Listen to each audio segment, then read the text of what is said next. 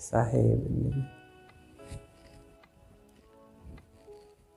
मुदमंगलमय पूजनीय संत समाज, सम्माननीय सज्जनों, श्रद्धा मूर्ति भक्तिमयी माताओं, बहनों एवं प्यारे बच्चों, आज अक्सर लोग ये पूछा करते हैं कि साहब, जो लोग दुष्ट स्वभाव के हैं, चोरी, बेईमानी, हिंसा, हत्या, लूट फूंक में जो लगे हुए हैं, वे अनेक दुख पावें, तो ये बात समझ में आती है, क्योंकि गलत कर्मों का परिणाम सदैव दुखदायी होता है।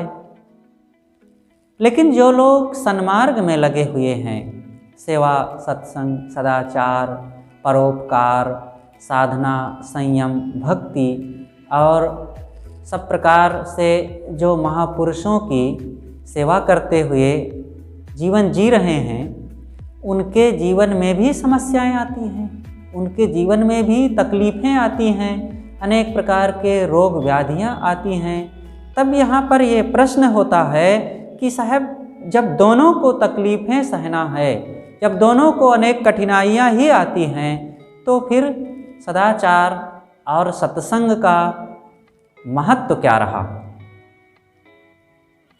देखिए, ये जो परोपकार, सेवा और सदाचार की बात है, इसका मतलब यह नहीं है कि इनके ऊपर कोई समस्या आएगी ही नहीं। समस्याएं आएंगी। अरे भाई, त्याग का मतलब ही है जो कठिनाइयों को सहने के बाद उपलब्ध हो सके। अगर इतनी सरलता से, बड़े आराम से बिस्तर पर लेटे लेटे ही परोपकार का काम हो जाए और बिस्तर पर पड़े पड़े ही कोई दानी धर्मात्मा कहलाने लग जाए और घर में बैठे बैठे ही अनेक सुख सुविधाओं के बीच में कोई महापुरुष कहलाने लग जाए, तब तो सभी लोग वहाँ पर पहुँच जाएंगे ना। ये त्याग, तपस्या का मतलब ही है कि बहुत ऊंची स्थिति, और उस ऊंची स्थिति को प्राप्त करने के लिए कठिनाइयाँ तो सहना पड़ेगा। और जो चोरी, हिंसा और दोष, दुर्गुण, दुराचार का रास्ता है, इसका मतलब है बहुत नीची स्थिति। और नीची स्थिति में जाने के लिए सब प्रकार से हमें अपने मन इंद्रियों से निम्न होना पड़ेगा, निकृष्ट स्थिति में जाना पड़ेगा। अपनी लज्जा, शर्म, हया, दया सब को त्याग करके वहाँ पहुँचना पड़ेगा। और एक यह सब सदाचार, सद्गुण, त्याग, आत्मसम्मान को छोड़ करके नीचे चला गया और वहाँ की कठिनाइयों को सह रहा है। और एक यही चीज़ की कठिनाइयों को सहते हुए त्याग, तप, सेवा, सत्संग और गुरु भक्ति का आधार लेकर के, ये कठिनाइयाँ यहाँ भी हैं, ये कठिनाइयों को सहते हुए ऊपर चला गया। अब दोनों की कठिनाइयों की तुलना कीजिए, दोनों में अंतर है कि नहीं? बहुत अंतर है। दोनों कठिनाइयाँ सह रहे हैं, लेकिन एक की कठिनाई सहने का परिणाम ये हुआ कि सब प्रकार से बर्बादी की ओर जा रहा है, और उसका अंतिम परिणाम क्या होगा? विनाश, दुख, भावबंधन, निराशाग्रस्त और बर्बादी।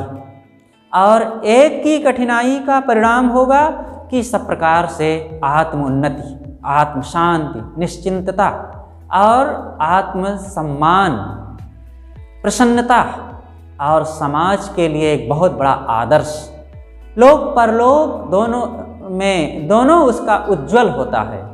इस प्रकार से जो सदाचार के पथ पर कठिनाइयाँ सहता है, वो महानता की ओर जा रहा है। इसी बात को उपनिषद में नचिकेता को समझाते हुए यमाचार्य ने कहा था, नचिकेता, संसार में दो ही रास्ते हैं, एक प्रेय मार्ग है और दूसरा श्रेय मार्ग है। प्रेय मार्ग में कभी मत जाना। प्रेय मार्ग शुरू में जरूर बड़े ही आनंदप्रद दिखते हैं और वहाँ पर सुविधाएं लगती हैं और ऐसा लगता है कि इसमें बड़ा सुख है, लेकिन नचिकेता, इसमें बहुत ही दुख है। परिणाम में अशांति है, भवबंधन है और सब प्रकार से हमारे जीवन का पतन होता है। लेकिन जो श्रेय मार्ग है, शुरू में कठिनाइयाँ हैं, त्याग करना पड़ेगा, अपने मन की गंदी आदतों से ऊपर उठना पड़ेगा। जो पहले से लगी हुई हमारी इच्छाएं, कामनाएं हैं और जिसमें हम जीते आए हैं, उसको सब को छोड़ना पड़ेगा, नया स्वभाव बनाना और नए ढंग से जीवन को जीना, अपने जीवन को गढ़ना, छीलना, संवारना और मजबूत बनाना। ये कठिनाई का रास्ता है, लेकिन यही रास्ता परिणाम में आनंदप्रद होगा। सहज स्वाभाविक जो हो जाता है वो जरूरी नहीं है कि वो महान ही हो। सहज स्वाभाविक लकड़ी है, दो लकड़ियां हैं, एक लकड़ी पर आरा चलता है और वो लकड़ी सह लेती है आरा की चोट को, जब तब फिर उसी लकड़ी से पलंग बनते हैं, कुर्सी और टेबल बनते हैं, दरवाज़ा बनता है और फिर लोग आकर के उसका उपयोग करते हैं, उसकी खूब कीमत लगाते हैं और सराहना करते हैं कि ये बहुत अच्छी लकड़ी है, ये दरवाज़ा बहुत अच्छा है और ये पलंग, ये कुर्सी बहुत काम की है, इसे हम ही लेंगे, कितना भी पैसा लगे इसे हम लेंगे। देखिए, उस लकड़ी ने एक बार कष्ट सहा, आरा की धार, और आज उसकी कीमत बढ़ गई, वो टिकाऊ हो गई और उस पर पालिश की जाती है, उसको अच्छे लोग ले जा कर के उपयोग करते हैं। और एक दूसरी लकड़ी थी, वो आरा से घबरा गई, और आरा से घबरा गई तो इसका मतलब नहीं है कि अब उसको सहना नहीं है, उसको भी सहना है। और अब वो कुल्हाड़ा उसके ऊपर चलेगा, वो चैला बन जाएगी, और चैला बनने के बाद उसको ले जाएगा कोई और भट्ठी में झोंकेगा और बस कुछ ही मिनटों में जल करके खाक हो जाएगी और उसका अस्तित्व समाप्त हो जाएगा। बस सदाचार और दुराचार में यही अंतर है। जो सदाचारी है वो सीधी लकड़ी की तरह आरा की चोट को सहता है और जिसका परिणाम होता है उसकी कीमत का बढ़ जाना, उसके सम्मान का और उसके जीवन के महत्व का बढ़ जाना, उसका जीवन धन्य हो जाता है। और एक दूसरा व्यक्ति होता है जो दुराचार के पथ पर चलता है, वो उस लकड़ी की तरह है जो आरा की चोट तो नहीं सहा, लेकिन अंतिम में उसको कुल्हाड़ा की चोट मिल गई और कुल्हाड़ा के कारण वो सब प्रकार से बर्बाद हो गया, जल गया। ऐसे ही हम और उदाहरण भी देख सकते हैं, जैसे सोना और पीतल। सोना, कोई भी जब सोना लेता है उसको लगता है कि ये असली सोना है कि पीतल है, तो उसकी परीक्षा करता है, उसको तपाता है, और तपाता है, जब तपाने में लगा कि वाह ये काला नहीं हुआ बल्कि इसकी चमक और निखर गई, तब उसकी कीमत लगती है। इसी प्रकार जो सज्जन होते हैं वो कठिनाइयों की तपन सहते हैं, त्याग तप की, सेवा की और गुरु उपासना की, आत्मसंयम की कठिनाइयाँ सहते हैं वे, और इस सहने का परिणाम यह होता है कि वे चमक जाते हैं, उनका जीवन महान हो जाता है। लेकिन जो लोग इस कठिनाई से, इस त्याग तप से घबराते हैं और कुछ तकलीफ आ गई सदाचार के पथ पर चलने में, गुरु भक्ति, ब्रह्मचर्य, साधना के पथ पर चलने में थोड़ी सी कठिनाई आ गई, घबरा गए, तो पीतल है। और पीतल की क्या कीमत होती है? सोना और पीतल से कोई तुलना ही नहीं किया जा सकता। रंग में जरूर एक समान हो सकते हैं, लेकिन मूल्य में नहीं हो सकते। पीतल बहुत साधारण धातु है और सोना की तुलना में बहुत साधारण है, और सोना बहुत कीमती है। इसी प्रकार दुराचार का रास्ता है पीतल की तरह, जिसकी कोई कीमत नहीं। कठिनाइयाँ उसको भी सहना पड़ेगा, उसको भी लोग अनेक प्रकार से कीमत लगाएंगे, बड़ी साधारण कीमत, अपमान भी करेंगे, अरे ये कोई सोना थोड़े है, ऐसा लोग कहेंगे। और भी आप देख लीजिए, एक मंदिर में लगा हुआ पत्थर जो मूर्ति के रूप में उसके गर्भगृह में विराजमान है, जो देवता के समान पूजा जाता है, देवता माना गया है जिसे, उसने भी चोट सहा। जब वह पत्थर भी कहीं पड़ा था मैदान में, कोई कलाकार आकर के देखा और उस पर गहरी दृष्टि डाली और फिर विचार किया कि इसमें एक मूर्ति बन सकती है, और वो छीनी हथौड़ी ले करके आया और उस पर रख करके पैर और ठोकना शुरू किया और ठोकते ठोकते ठोकते एक सुंदर मूर्ति का रूप दे दिया और पालिश करके रंग पोत करके जब अपनी दुकान पर रखा, तब लोग जब खरीदने आए, ग्राहक आए और कहे कि इसकी 50,000 रुपये की कीमत, तब वो मूर्ति का पत्थर खुश हो गया। उसे लग रहा था कि मैं चोट सह रहा हूँ, लेकिन वो सब सहा और सहने का परिणाम यह हुआ कि वो 50,000 रुपये का हो गया। जो 500 रुपये का भी पत्थर नहीं था, आज वो 50,000 रुपये का हो गया और मंदिर में रखा गया। अब वो सैकड़ों सैकड़ों वर्ष तक पूजा जाएगा। ये है सहने का फल। और जो पत्थर सहा नहीं, वो छीनी हथौड़ी की चोट को सहा नहीं, इसका मतलब नहीं कि उसे सहना नहीं पड़ेगा। उसको उठा करके घन एक बार में वो मार देगा और वो बन जाएगी गिट्टी, और गिट्टियाँ बन करके वो सड़क पर बिछा दी जाएगी और उस पर गाड़ी घोड़े चलेंगे, लोग पैरों से रौंदेंगे और उसकी कोई कीमत नहीं रह जाएगी, उसका कोई अस्तित्व नहीं रह जाएगा बाहर। ऐसे ही होता है सज्जन और दुर्जन बनने में और दोनों की कठिनाइयों को सहने में। अब हम स्वयं निर्णय करें कि हम कौन सी कठिनाई को सहना चाहते हैं। सहना तो दोनों में है। एक सती स्त्री होती है और एक वैश्या स्त्री होती है। सती स्त्री वो किसी की बहन कहलाती है, किसी की माँ और किसी की पत्नी, किसी की चाची और किसी की बुआ। इस प्रकार से वो सबका आदर पाती है, लेकिन वो आदर पाने के साथ साथ सबके द्वारा टोकी जाती है। वहाँ मत जाओ, ऐसा मत खाओ, ऐसे मत रहो, ऐसे खुले प्रदर्शन ना करो। वो सबके नज़रों में अपने को ठीक बनाने के लिए कितना कठिनाइयाँ सहती है, कितनी सावधानी से जीवन जीती है। तब उसी के चरण पूजे जाते हैं, उसी को लोग आदरणीय माँ कहते हैं, उसी को आदरणीय बहन कहते हैं और उसी को भाभी कहते हैं लोग। उसी की पूजा होती है, उसी का सम्मान होता है और वही देवी कहलाती है। एक वह भी स्त्री है जो स्वतंत्र है, खुले रूप में संसार बाजार में घूम रही है और कोई उसको टोकने वाला नहीं है और खूब गहना भी पहने हैं, सुंदर वस्त्र आभूषण भी है उसके पास, लेकिन कहीं भी जाए कोई उसको रोकने वाला नहीं। लेकिन हाँ, सज्जनों के दरवाजे पर वो खड़े होने में भी उसको घर वालों को अच्छा नहीं लगेगा। लोगों को लगेगा कि ये कहाँ से आ गई ऐसी स्त्री, लोग देखेंगे तो क्या कहेंगे, जल्दी यहाँ से हटे। उसकी कोई इज्जत नहीं होती है, उसका कोई सम्मान नहीं होता है। बस ऐसे ही दुष्ट और सज्जन में अंतर होता है। दोनों में एक में हो सकता है कि आराम तो हो, लेकिन वो आराम नहीं होता, महा दुख का रास्ता होता है। और एक में कठिनाइयाँ तो ज़रूर होती हैं, लेकिन वो कठिनाइयाँ नहीं होती हैं, उसके परिणाम में परम संतोष की प्राप्ति होती है। हम और भी उदाहरण देख सकते हैं कि जैसे फूल और कांटे। फूल, आप फूल बनना चाहेंगे कि कांटा बनना चाहेंगे? कांटा बनेंगे तो आपको कोई खतरा नहीं है और कोई आपके लिए दिक्कत नहीं है, लेकिन हाँ, फूल बनेंगे तो कठिनाइयाँ सहना पड़ेगा। फूल को ही लोग तोड़ लेते हैं, कांटा को कोई तोड़ता है?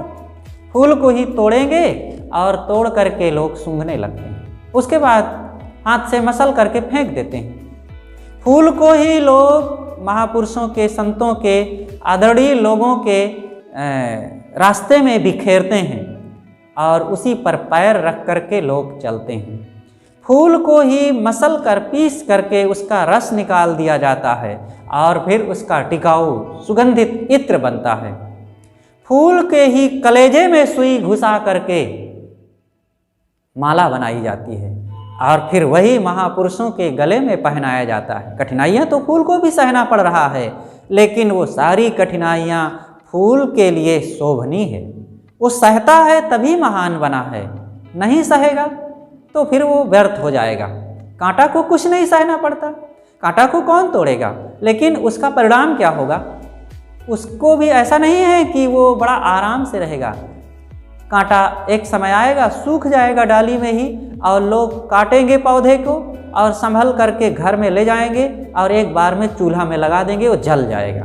बस यही है, कांटा की शुरुआत हुई और वो धूप में सूख गया और भट्ठी में झोंक दिया गया, काम खत्म।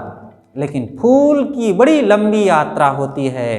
फूल सब जगह अत्यंत कोमल होते हुए भी वो सबको सम्मान दिया और सम्मान पाया और सबकी शोभा बढ़ाया और स्वयं सबका प्यार पाया और लोगों ने उसको अपने गले में बसाया और जेब में रखा और टेबल पर सजाया। इस प्रकार से हम फूल बनना चाहते हैं कि कांटे, हमें खुद निर्णय लेना पड़ेगा। और भी अगला उदाहरण भी हम देख सकते हैं। एक होता है पालतू कुत्ता और दूसरा होता है फालतू आवारा कुत्ता। जो पालतू कुत्ता होता है उसके गले में लोग पट्टा बांध देते हैं, उसको घर से निकलने नहीं देते हैं और उसको कहीं भी घूमने का मौका नहीं मिलता है। जहाँ तहाँ गांव, गली, बाजार और खेत खलिहान वो घर में रहता है, लेकिन हाँ वो फिर बैठ करके खाता है। उसकी मालिक द्वारा अनेक सुरक्षा होती है और उसको खिलाया जाता है और उसको नहलाया जाता है, उसको बैठने के लिए, ठंडी गर्मी निवारण के लिए सारी व्यवस्था की जाती है। लेकिन जो आवारा कुत्ता है स्वतंत्र है, उसको कोई रोक टोक नहीं है और कहीं भी घूमे टहले एक एक टुकड़ा के लिए वो दर दर की ठोकरें खाता है। कहीं भी कोई डंडा मार दिया, पालतू कुत्ता को कोई भी डंडा नहीं मार सकता, उसका मालिक उसकी रक्षा करेगा, मालिक लड़ जाएगा मारने वाले से।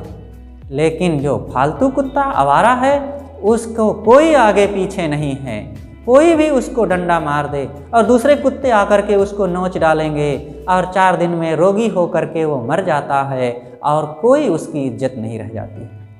ऐसे एक साधक का जीवन होता है। कठिनाइयाँ जरूर है उसके जीवन में, संयम नियंत्रण जरूर है उसके जीवन में, लेकिन वही महानता के पथ पर चलता है।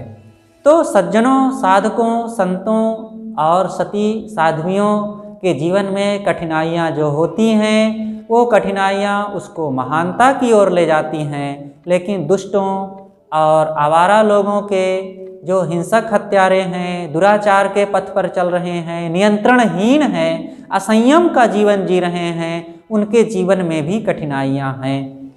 कठिनाइयाँ तो बहुत हैं, घोर कठिनाई ही कठिनाई आदि से अंत तक हैं। शुरू में जरूर उनके भूले मन से ऐसा लगता है कि बड़ा आनंद आ जाएगा, बहुत कमाई कर लेंगे, बड़ा सुख मिल जाएगा, लेकिन वह सुख सुख नहीं होता है, वह घोर दुख होता है।